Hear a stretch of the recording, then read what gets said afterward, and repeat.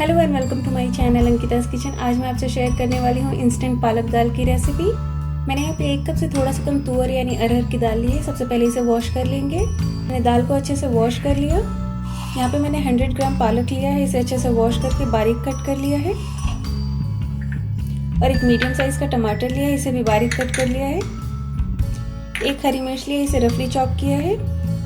अब एक pressure cooker में दाल डाल देंगे और पालक, हरी मिर्च, टमाटर और जिस कटोरी से मैंने दाल लिया था उसी कटोरी से 3 कटोरी पानी ऐड करेंगे।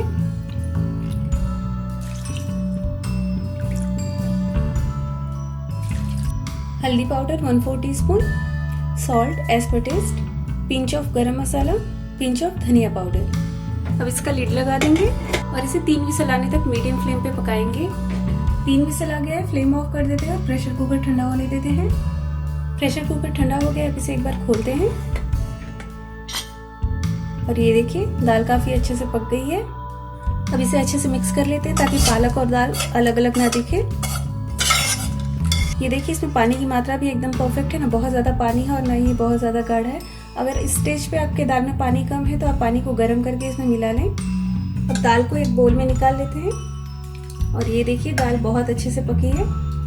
ये इंस्टेंट दाल टेस्टी है, साथ में हेल्दी है, आप इसे कभी भी बना सकते हैं।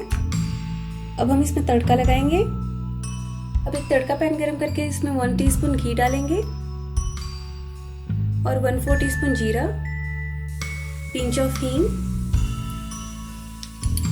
और यहाँ पे बारीक कटे हुए लहसुन यानी गार्लिक ऐड करेंगे। इससे टेस्ट बहुत अच्छा आता है। और 2 सूखी लाल मिर्च। तो एक बार अच्छे से मिक्स कर दें। फ्लेम ऑफ कर देते हैं और ये तड़का ऐड करते हैं।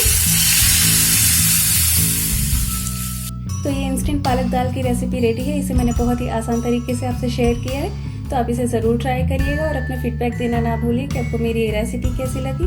और मेरे चैनल को सब्सक्राइब करके बेल आइकन को प्रेस कर दीजिए ताकि न्यू वीडियोस की नोटिफिकेशन आपको मिलती रहेगी।